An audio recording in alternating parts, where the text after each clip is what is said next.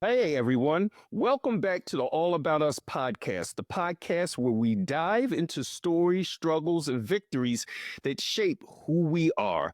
I'm your host, Carl Allen, and I'm really excited today about today's episode. Our guest is someone whose courage, resilience, and raw honesty have launched many lives. She's a self-love coach who empowers women to break free from people-pleasing and toxic cycles, to discover their worth, and to love themselves unapologetically. She's the author of Running in Slippers, a powerful memoir that chronicles her transformation from rock bottom to radiant self-love. Please welcome to the show, Angie. How are you doing today, Angie? I'm good, Carl. Thank you for having me. So, Angie, let's get into this conversation.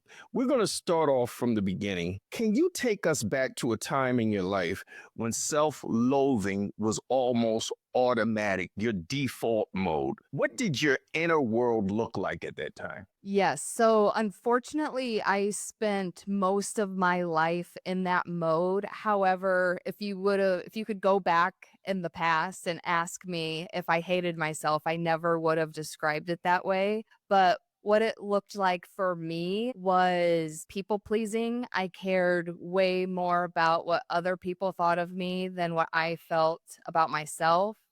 I did not trust myself. I outsourced a lot of my decisions to other people and their opinions. I abandoned myself tremendously. I basically had self harm through, I had eating disorders for most of my life. So I overexercised and I underate, which are severe forms of self harm, which Okay. incidentally, the interesting part about that is there are forms of self-harm that are actually viewed positively by society. So, for example, I ran marathons and I was beating my body down by over-exercising, but it was actually viewed positively by society. So I also got some negative reinforcement that fed into that, but I was basically looking for love and all the things outside of me instead of looking within myself. Well, let's digress a little bit. How old are you? I am 45. Okay. And where were you born and what was your life like as a child? I was born in Fort Wayne, Indiana, and my life as a child, and I say this, I'm not criticizing anyone, I'm just stating how it is. I grew up in a household. My mother was extremely critical and uncompassionate, and my father was an alcoholic and very emotionally unavailable. So, from a very young age, I felt like I had this internal belief that I didn't deserve to be loved because even though I had a roof over my head, I had food, my parents were taking care of the basic needs, Hmm. I was basically emotionally neglected. So I developed that belief from a very young age.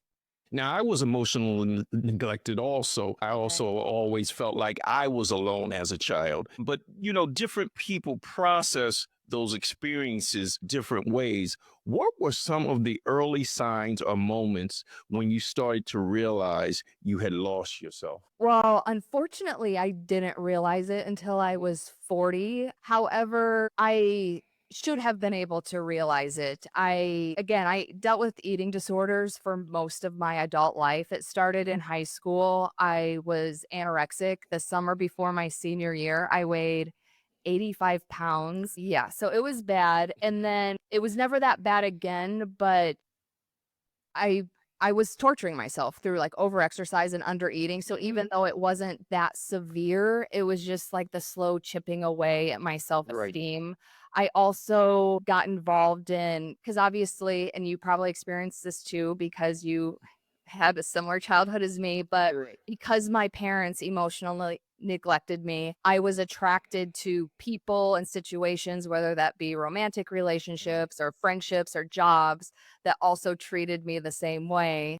And I knew I was miserable in those relationships, but I didn't know what to do about it. So there were all these signs all the way along, but I was never really able to pinpoint because again, if you go back in time, I never would have said hated myself. So Right. I was never able to pinpoint that that was the issue. How did people pleasing and perfectionism show up in your daily life? Yeah, people pleasing was, again, I cared more about other people's opinions of me. So even if someone, like for instance, I was in a toxic relationship for about 8 years and he treated me horribly, yet I was always trying to earn his love because I cared more about what he thought of me than what I thought of myself. And that's an extreme example, but there were many areas of my life where I was overperforming simply to have someone else like me or respect me, not for any sort of internal validation of my own. And perfectionism definitely showed up for a long time. I like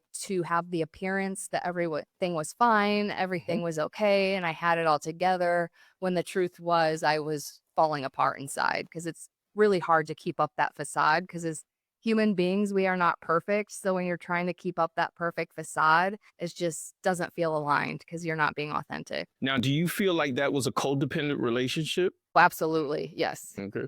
Okay. And at what point did you feel like or come to the realization that you needed a break from that? You needed to get away from that? Well, that was the thing because I always wanted it because hated, like, there were moments where it's like, I hate this. Why am I doing this to myself? But I never really did anything about it because I was too scared to leave because I didn't want to deal with the heartbreak. I didn't feel like I could handle being alone. Mhm. He eventually broke up with me, which was even more devastating. Mhm. So yeah, unfortunately, I did not handle that the way I should have, and I have learned a lot of lessons from that. I Okay. think, and I see this now. I don't know if you ever have this experience, but I see a lot of other people who are in relationships just for the sake of having someone, basically for the Exactly. same reasons that I was with him. And I hate it because I know what they're doing to themselves, and it's so awful. And I'm like, just walk away. Yeah, and it's difficult. It's difficult because we all want love, but then at that particular time you're in this and you're trying to decide, well, should I stay in it? Maybe I'm not putting up in enough work or effort or whatever, and you just start second guessing yourself and you really stay in it way too long. Yeah, I think we all fall guilty to that. Was there a specific breaking point, a rock bottom moment that pushed you to start on your journey inward and healing yourself? Yes, there were actually 2 moments. One, I felt like I was starting my healing journey, but as I'll describe, I really wasn't. Mhm. So in 2017, it was actually the end of that toxic relationship that I just mentioned, and then shortly thereafter, my dad passed away. So I was thrust into this profound grief, And I actually felt like an adult. I was like, things are not going the way I would like in my life. Mhm. So I'm going to make some changes. And I actually did. I started going to therapy. I was living in Chicago at the time. And that's when I Mhm. made the decision to move from Chicago to Hawaii because that's what I had always wanted to do. Okay. And I was doing all these other things that I thought were like healing. But in hindsight, I still had toxic friends. My Mhm. job was not respecting me the way that they should. So there were still elements where I was not respecting myself. I was not trusting myself. It was better though, but I was still abandoning myself in many ways. And so that kind of came to a head because I still had these underlying issues. And then COVID happened, and that was a really hard time for me because it was just this period of total restriction and isolation. Okay. And then I got involved in another relationship during COVID, and he was married, but he led me to believe that he was getting divorced because his Okay. wife, she was originally from New Zealand, and during COVID, she was in New Zealand. So the entire 6 months we had our love affair, he was leading me to believe that they were getting divorced. Well, Okay. then she came back, and that's when he revealed to me, "Oh, by the way, we need to be married on paper for 2 more years so that she can get her green card." And I Um, was devastated, especially okay. because again, this is COVID, so he was, like, the only person I was hanging out Right. with. So not only was this a betrayal and isolation, there was, like, this other aspect of I had, like, all my time and energy is in this person, and now I have to walk away from this. Yeah. And I that was like the straw that broke the camel's back, and I unfortunately had a total emotional breakdown. Okay. I was taking prescription medication for my anxiety. Mhm. It's basically a nervous system suppressant, Mhm. and I took the entire bottle because I tried to end my life, and Wow. I ended up obviously, I did not succeed. I was unconscious in my shower for a day and a half. I somehow managed to I don't remember any of this because I was so blacked out. I texted a friend, she took me to the hospital. I spent another day and a half in the hospital. But anyway, long story short, when I Wait a got minute, home. wait a minute, wait a minute, wait a minute, wait a minute. Okay. So you took this whole bottle of medication Yes. and you passed out in the shower for a day and a half. So sometime after a day and a half, you gained enough consciousness to text a friend? Apparently, and I remember because we had a conversation after I got out of the hospital, Okay. and she told me that it wasn't just that text. Apparently, I had texted her also when I thought I was unconscious in the shower. And I went back to my text, and it was basically just gibberish. So I think she was She at least smart enough to realize something realized is not something was right. wrong. Yes, because whatever I texted to her was not coherent at all. Right, right. Because of your state of mind at that time, but you at least had enough, something to, reach out to somebody and let them know you weren't well. You weren't well. Okay. So you spent a day and a half in the hospital after that. Yes, and actually, to clarify that, what actually happened was I was in the emergency room, Mhm. and th they didn't wanna keep me there overnight, so they admitted me to the psych ward, which was actually super traumatizing because they basically just throw you in a room, and at Lock this the point, door. they had confiscated all my belongings, so they throw you in this room, no windows, you don't have your phone, no TV, no nothing. It's extremely institutional, so I was still high beyond belief. I still had all of the emotional issues I had before I took the pills. And now I was also extremely isolated and alone. Mhm. So and I kept blacking out in the psych ward, but all I really remember is just crying uncontrollably because I just felt helpless and alone. And like my worst fear of like being unlovable was like coming to fruition because they don't really take care of you. They just throw you in this room, and when it's mealtime, they give you food, and it felt so horrible. Now, did they give you any medication while you were in there, like Haldol or anything? No, you know what's funny? So they actually offered me more of the medication that I already was intoxicated with, and That's it's like crazy. And I was so high that even I knew this is not okay. Like I need to like this to wear off. Right. Well, after going through that experience, how long were you in well, we call it 309, where basically you're temporary institutionalized. How long were you in that facility? So I spent the night there and then they let me out the following afternoon. Yeah, I was in the hospital for about a day and a half because Okay. was admitted to the emergency room the fall day before morning. Hmm. Yeah, so actually the psych ward experience, I think, just compounded my trauma, to be honest. Right. They didn't make any counseling available or anything. They just basically locked you in a room for a day and a half and let everything wear off. Yeah, I mean, I wasn't locked in there, but there was really nowhere to go. And also, they have like the doctors come around and Hmm. do their rounds and they decide if, you're suitable to leave. And I just remember like crying because I just felt so helpless because it's like these people are my keys to leave Hmm. and I am barely coherent enough to even talk to them. Luckily, they let me go, but then so the reason they weren't eager to let me go is because they were concerned that I was going to go home and harm myself, which admittedly is a valid concern, right? But Correct. I was trying to explain to them, I was like, well, first of all, I already took all of my pills because I took it was an entire bottle that I had just refilled. I was like, they're all gone because I took them all.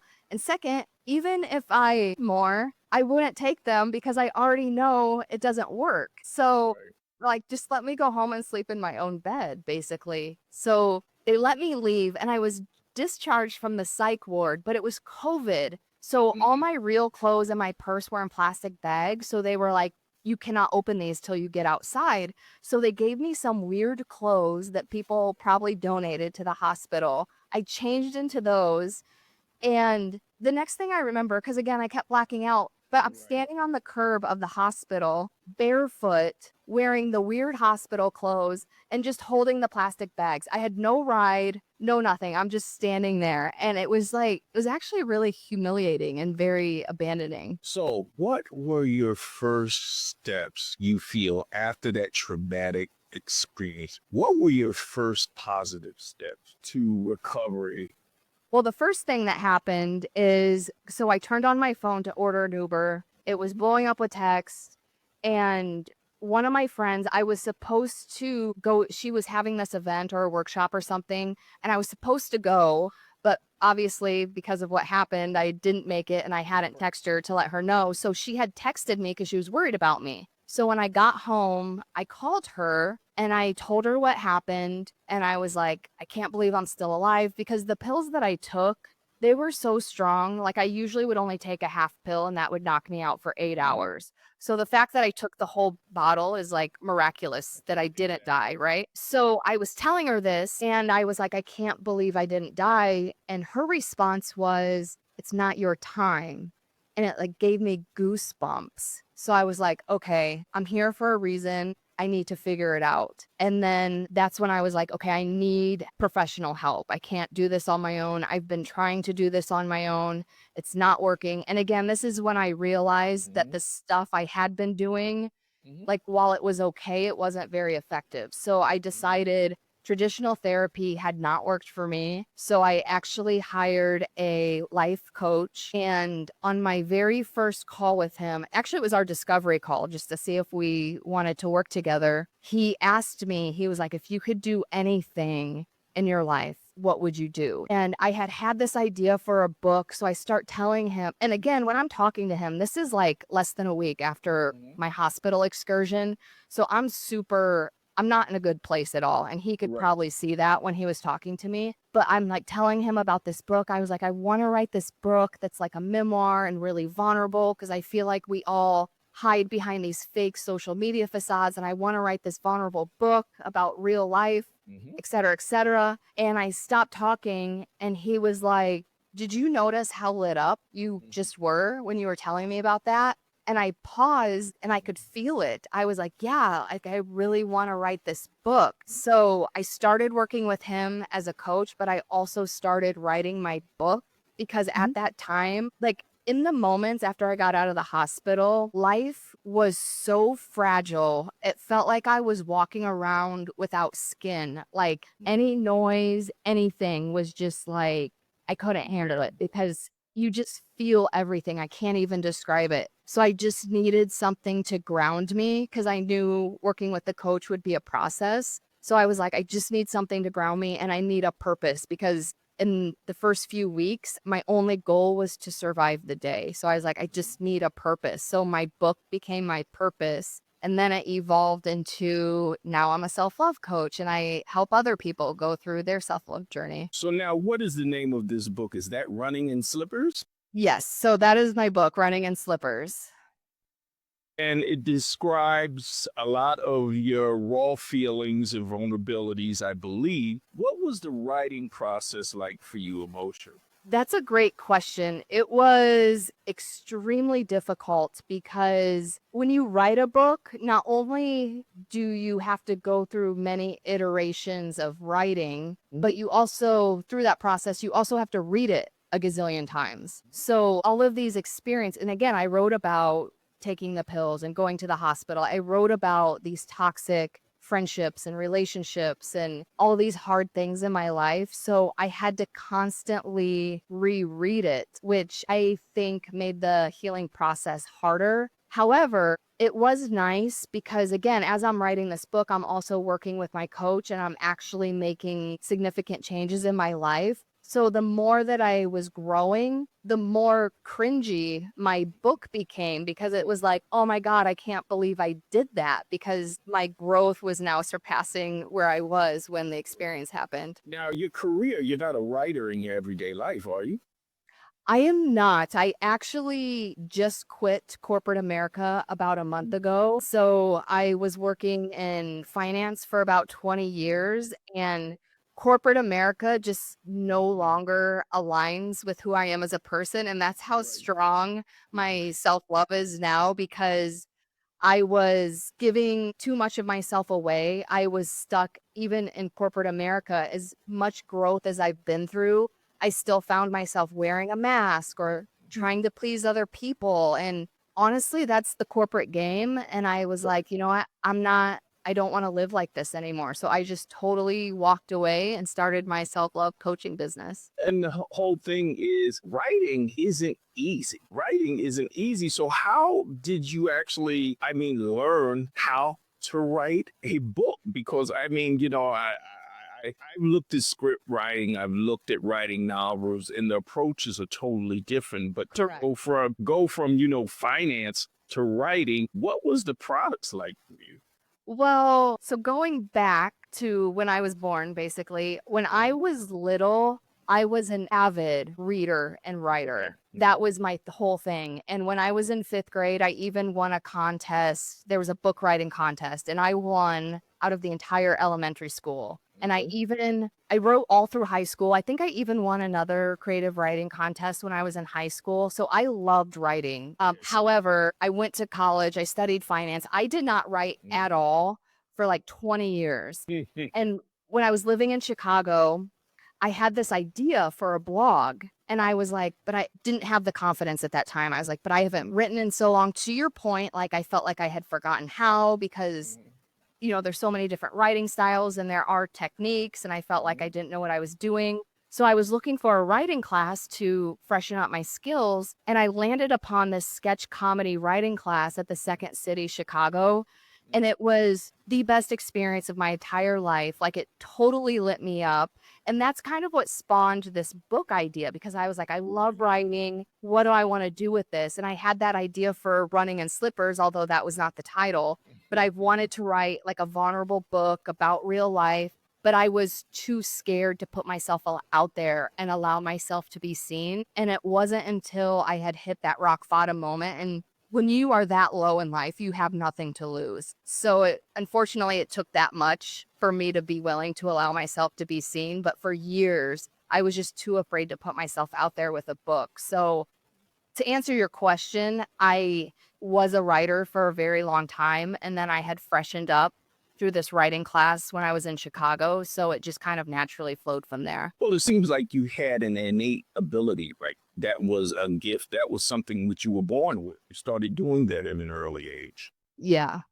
How did you begin to differentiate, excuse me, between your true self and the version of you shaped by toxic dynamics in your life? That's a good question. It's definitely a process. Honestly, a big part of it was learning to trust my intuition because your intuition is you. So if someone else is giving you their opinion and you feel something else in your heart, then that is what you do. So now I basically just have my own, I call it my internal validation statement. So basically, I trust myself, I'm loyal to myself, I don't sweep things under the rug, I speak my truth. So to me, as long as I'm doing all of those things, I'm living in integrity. So it doesn't matter what anyone else says, what anyone else is doing, because you can't criticize integrity. You can try, but if someone is criticizing me, as long as I'm living by my values, then I really don't care. And it's a process to get there, but I just had to come up with what my values were and stick to them.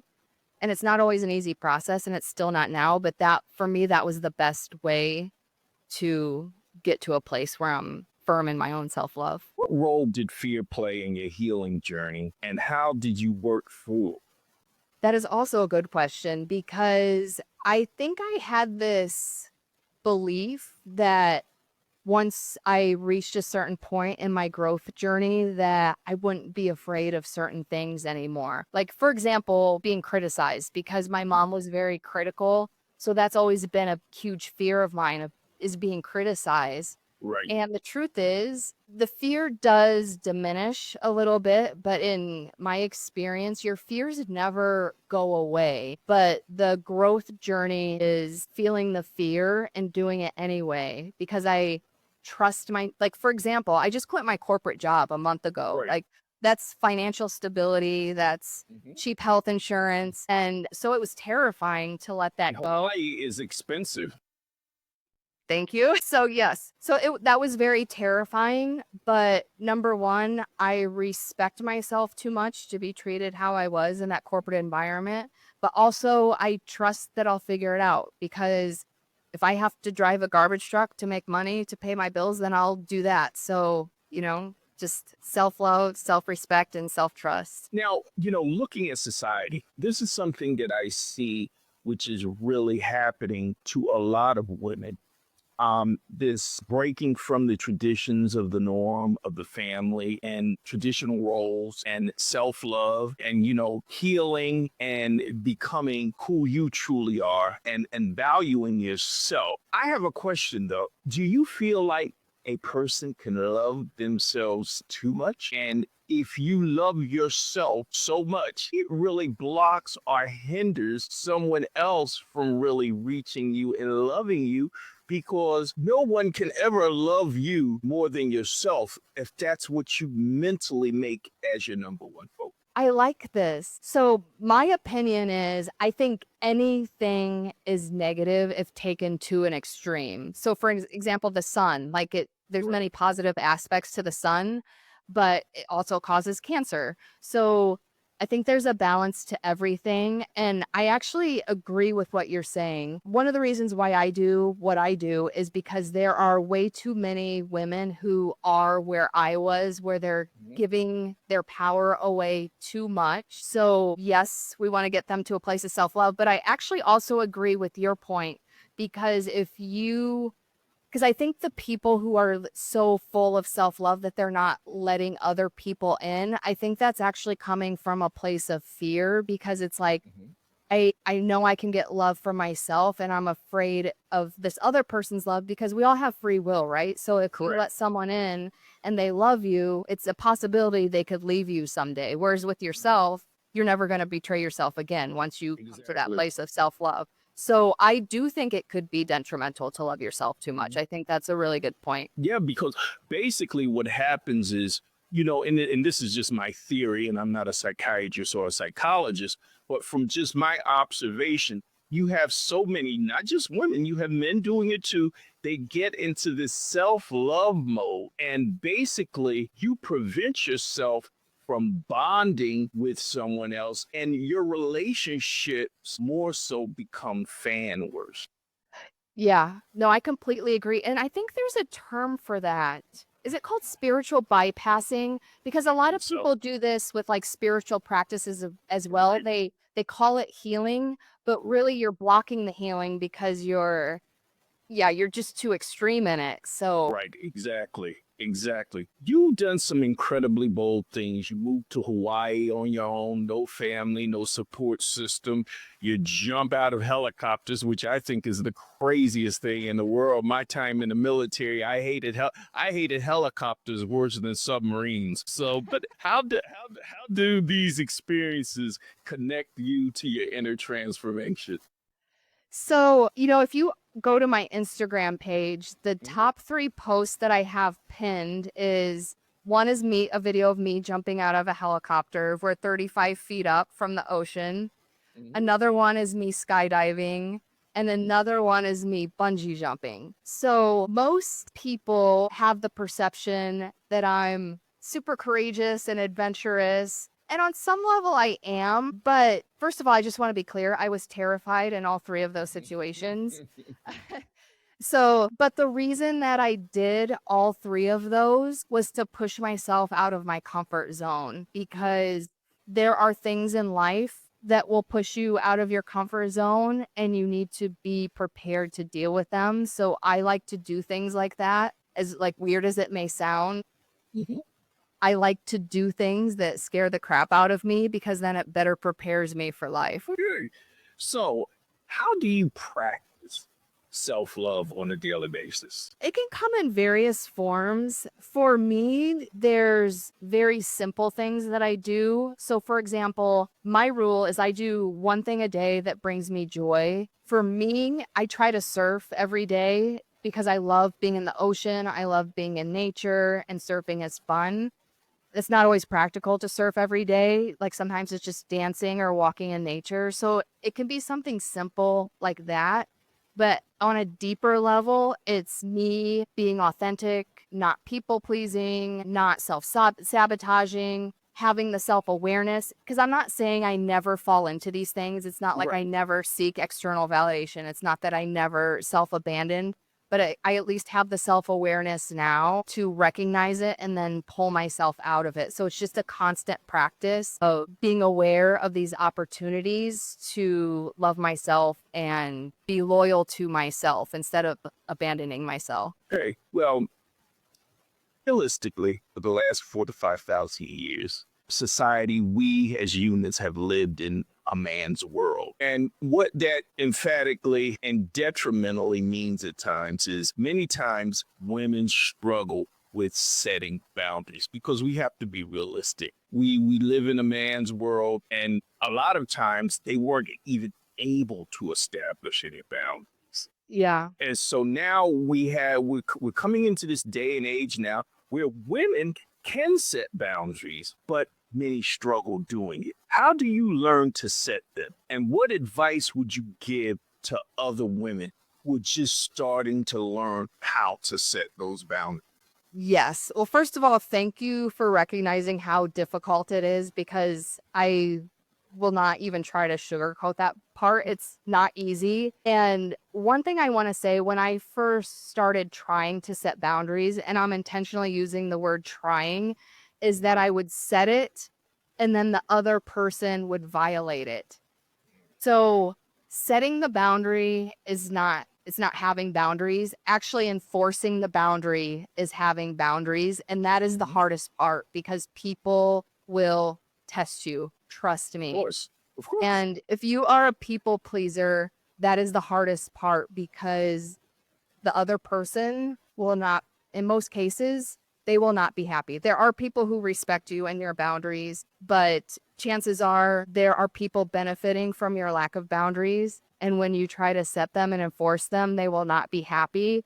And you have to stand your ground. And it may not feel good in the moment, but as you start to do it more, that's when it starts to feel more empowering, because you start to see the positive changes in your life by having those boundaries. Because in some cases, the boundary is, I can no longer speak to you anymore or have any contact with you. And you start to see, and then by the way, on that, that is also very difficult to completely cut people off. But in my Exactly. experience, when you cut someone off, someone else will come along and replace them. And that person is at your level and will respect your boundaries. So Mhm.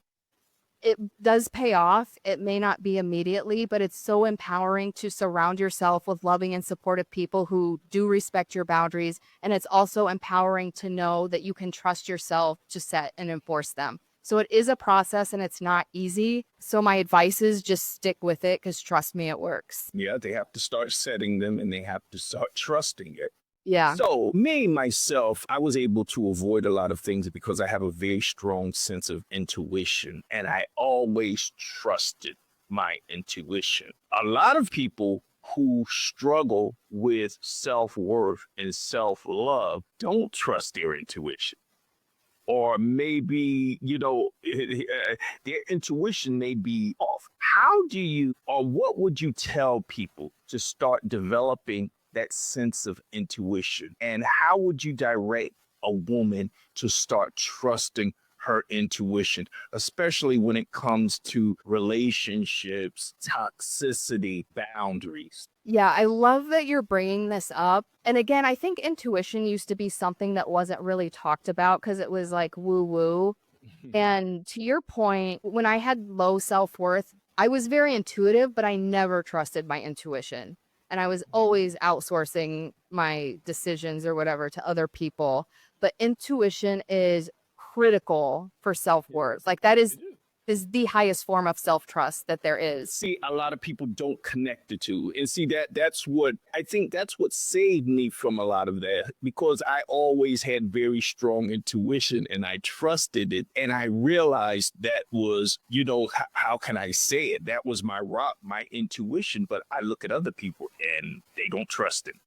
Yeah, and that's just it. This is my opinion. I don't know if it's true or not. I Mhm. think everyone has some level of intuition. It's They just do. a matter of if you're actively developing it or not. And what I did, it was actually divine timing because a few months after my hospital excursion, I was actually invited to join an intuition group, and that was the start of Mhm. my intuition journey. But I what I recommend to people is just start practicing every day because basically before I developed my confidence and relying on my intuition, I had a journal that I kept every day and I would just sit down. I would have like a set time where I would just sit down and write in my journal. Like, and you can ask questions, you can just wait for something to come to you, but just start writing down. Even if it's like, even if you get river or bird or whatever, like that may turn into a symbol that means something for you. So you can start to see patterns. You can start to understand because you have to read your own intuition because it's not always crystal clear. But for me, it helped to journal a lot and have that set time. Sorry. It Yeah. helped to have that set time to actually sit down. So then it came to the point where it's like I didn't even need to sit down and have a set time. It just like naturally comes to me. And sometimes if I do need to make a decision or have a question, I will make dedicated time to just sit down and tap into my intuition. But once it becomes a habit, it doesn't even need to be that deep. It's just constantly coming to you. In your personal bio you submitted for the show, you must have mentioned somewhere that you're still terrified. Yes. Can you talk about that and how you continue to show up despite that fear of being seen, and explain that fear of being seen? What's so fearful or strange about that type of experience to you? So, first of all, the reason I bring that up is because I like to be a little vulnerable in my bio Mhm. because I feel like sometimes we like present as confident or this and that. And so I like to add a little bit of, oh, this is something you may not realize about me. I am terrified Mhm. of allowing myself to be seen.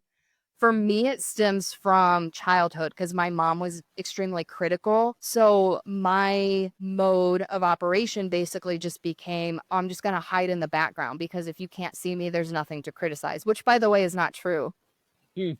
But so that's just became my conditioning. Like I don't want to be seen. I even actually this feels comfortable because it feels like we're having a conversation, but I've been on podcasts where it just feels nervous, and I feel like I want to hide because I'm afraid of what if someone judges what I'm saying, or if I know it's something that's going to be on YouTube that's a video, I'm like, what if they criticize how I look? Yeah, well, you know me, I try to connect, with my guests.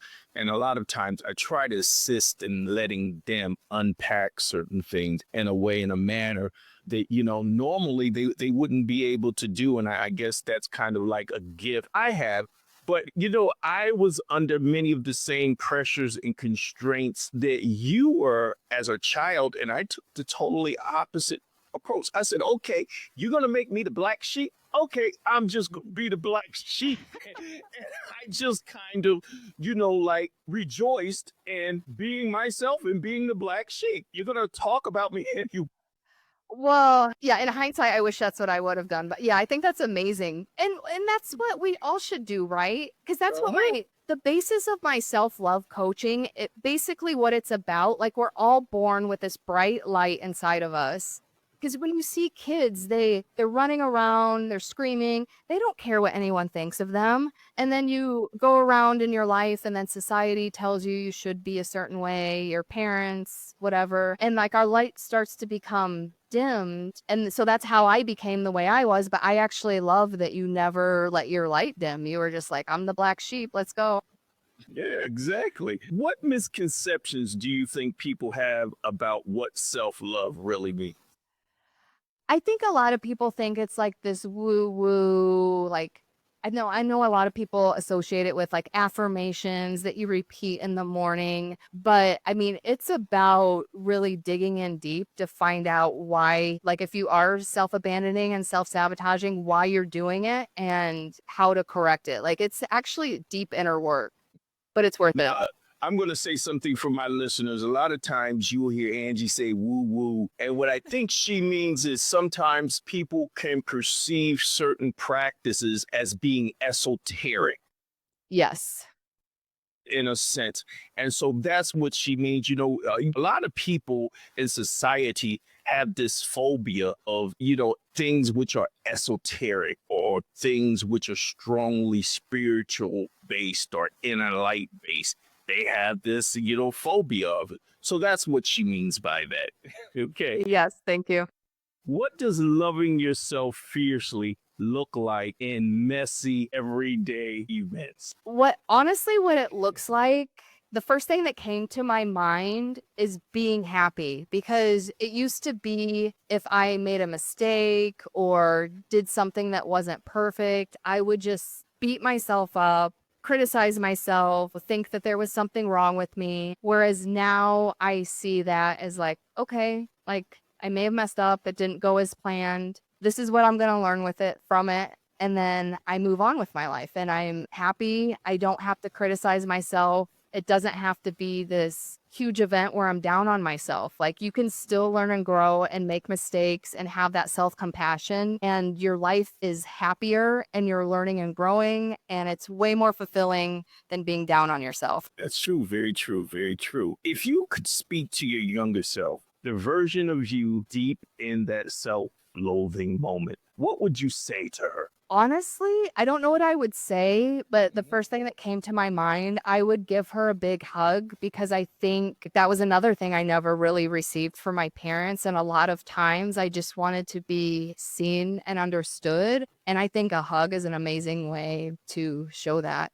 But I would also tell her that she's loved and she deserves love. Okay. What has surprised you the most about your healing journey? What has surprised me the most? Honestly, my capacity to love myself, because just the amount of, again, like the happiness that I feel on a daily basis. Because I used to have chronic anxiety, Mhm. like the way, again, I was self sabotaging myself in so many ways. And I never even saw this as something that was possible to feel good most of the time, Mhm. to actually feel like an adult. I felt like Mhm. I didn't even know how to be an adult half the time Right. before, but I actually feel like, okay, like I'm an actual responsible adult. I know how to handle my emotions and I feel good. What are you most proud of today, personally and professionally? Personally, I'm proud of myself for, because I hit a rock bottom moment, Mhm. and I definitely could have taken that in a better direction, a different direction. But I decided to take it in a better direction and actually get the help that I needed, which took a lot of time and money because life coaching is not covered by health insurance. It's not Right. cheap, but I was willing to make that investment in myself because I knew it was worth it, and it was. So I'm just really proud of myself because that was a really dark time and it took years to really fully pull myself out of it and become a different person. So I'm really proud of myself for the resilience of sticking with that. And again, that was a huge like step of self-love because I was investing in myself. I was putting in the work. And so I'm really proud of that personally. Professionally, this sounds so weird, but I'm extremely proud of myself for quitting my toxic corporate job because it was not good for my mental health. And I had the strength to walk away, despite how terrifying it is to be living off my savings account. Right. So running in slippers also seems to be a big part of that. Yes. Where do my listeners locate that book? Where do they find this book? So, Running in Slippers, it's available on paperback, Kindle, and audiobook. Paperback and Kindle are on Amazon. Audiobook is also Audible Amazon, but the audiobook is also available wherever audiobooks are sold. So I know some people do Apple, Spotify, whatever. The audiobook is available on all of those platforms. And what are some of the things that you really hope readers take away from running and slip? I really hope that, well, actually, two things. I hope readers can find at least one thing that's relatable to them. And just overall, even if my experience doesn't exactly match their life experience, if they're going through something difficult or have gone through something difficult, I hope that they walk away with the feeling that they are not alone. Okay, well, Angie, what is next for you on your journey of empowerment and self love? So after I walked away from my corporate job, I started my self-love coaching business. So my goal now is to start empowering women to go on the same journey I did. Because again, I didn't even realize that it was possible to live a happy and fulfilling life where I was before, but it is possible to have strong boundaries. It is possible to develop your intuition, which again, those are the highest forms of self-love and respect that you can have. We also work on other things too, but it's basically taking your power back and that light that you had inside you when you were a little girl, like to your point, like just shine that. It doesn't matter if you're the black sheep. Be proud of who you are and let your light shine. So, you obviously do coaching, you do seminars. Where do my listeners contact you for self love coaching and for appearances at seminars? Yes, so they can visit my website. It's runninginslippers.com. There's all the information about my coaching. There's a quiz where you can assess your level of self-love. You can also apply for my coaching program. You can set up a discovery call with me. There's also an events page. I do workshops currently only locally, but I am going to start expanding virtually. So do keep an eye on my events page for virtual events. And then they could also follow me on Instagram, Angie Hawkins 808. I would also be announcing any current events on there as well. Okay. Well, all of this information will be in the promos that we released and in the show notes. Now we're going into that part of the show, which I call flip mode, where you get to ask me three questions. Ooh. So let's start with your first question. Well, I want to learn more about your childhood. So when you say like you were just proud to be the black sheep, was that just who you were, or did you have an influence that role modeled that for you? What happened basically was my mother and father divorced when I at a very early age. And so it was just me and my sister. And so then my mother met another man, which she eventually married. And so they had a child. So this created like a double conundrum for me because my mother was the type of mother that she really, how can I say it, catered to girls and boys. You were like left on your own. Alas, my mother wasn't like a touchy feely, compassionate mother. My mother, I can't remember my mother ever kissing me as a child or ever Yeah, same. We do have similar childhoods. ever hugging me as a child. And then now you have this other man come into the picture, which she eventually marries, and they have a child together. And so at some period, I was probably like 5 years old. I started calling him dad. And then one day he just looked at me and he told me, don't call me dad because I'm not your father. And right then and there, my whole world wanted to shatter. Yeah. And I just looked at him. I didn't cry. I said, I will never allow you to see me cry. You will never break me. From that day on, I never asked him for it. If he offered to help me with math, I'd walk away from him. If he tried to show me, I told him, don't show me nothing. I don't have a dad. I have to learn everything on my own. Yeah. And so that was just, I mean, I could have allowed it to break me, but I just internalized it. And because I was internalizing that level of defiance pretty much placed me in a position of being the black sheep. Yeah. Okay, that makes sense. And so you know, well, you don't really want to love me, so I don't want you to fake it. Yeah. So as a child, I just kind of like said, it is what it is. And that's pretty much how I went through my childhood and even my young adult life. As time went on later in life, luckily we were able to work through all of that. But that was a big impedance for like probably like the first 40 years of my life. Yeah. Well, okay, so that's kind of connected to my second question. Okay.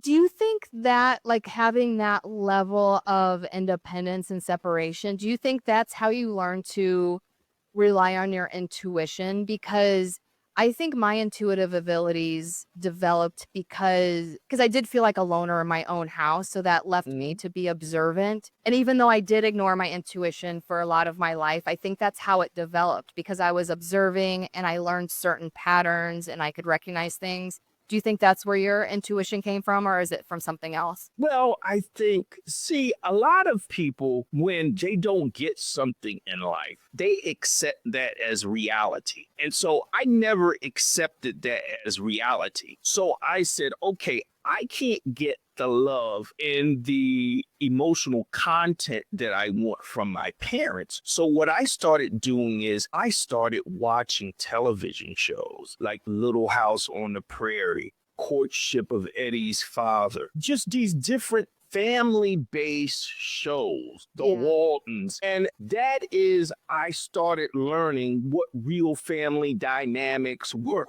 And, even though it's televised, it still shows you, what real compassion and real love looks like. And so for me, I just, well, this is my life, but this isn't really what it's supposed to be like. I want my life to be more like that. And so I just kind of used that as a space filler for what I wasn't getting, if that made any sense. No, that makes a lot of sense. So, if you don't want to give it to me, I'm going to find somewhere else to go.